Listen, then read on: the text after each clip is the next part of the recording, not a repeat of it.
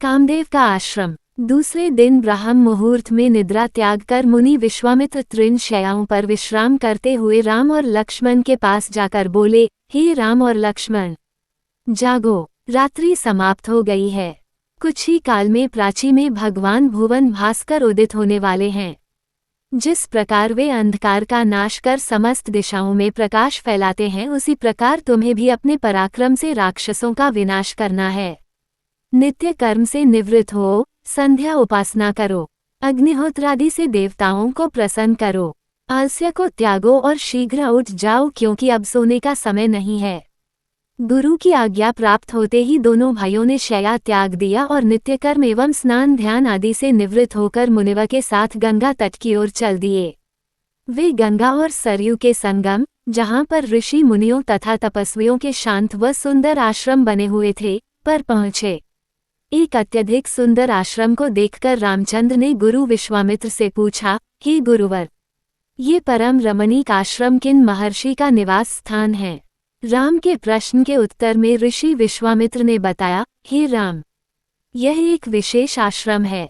पूर्व काल में कैलाशपति महादेव ने यहाँ घोर तपस्या की थी। संपूर्ण विश्व उनकी तपस्या को देखकर विचलित हो उठा था।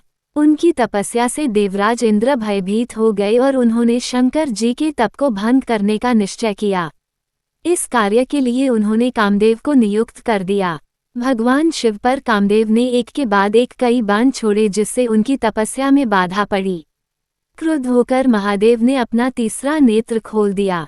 उस तीसरे नेत्र की तेजोमय ज्वाला से जलकर कामदेव भस्म हो गए। देवता होने के कारण कामदेव की मृत्यु नहीं हुई, केवल शरीर ही नष्ट हुआ।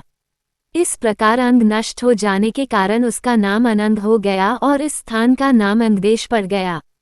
ये भगवान शिव का आश्रम है, किंतु भगवान शिव के द्वारा यहाँ पर कामदेव को भस्म कर देने के कारण इसे कामदेव का आश्रम भी कहते हैं। गुरु विश्वामित्र की आदेशानुसार सभी ने वहीं रात्रि विश्राम करने का निश्चय किया। राम और लक्ष्मण दोनों भाइयों ने वन से कंदमूल फल लाकर मुनिवा को समर्पित किए और गुरु के साथ दोनों भाइयों ने प्रसाद ग्रहण किया।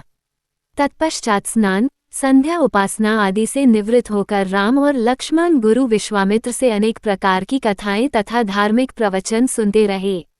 अंत में गुरु की यथोचित सेवा करने के पश्चात आज्ञा पाकर वे परम पवित्र गायत्री मंत्र का जाप करते हुए तृण शैयाओं पर जा विश्राम करने लगे।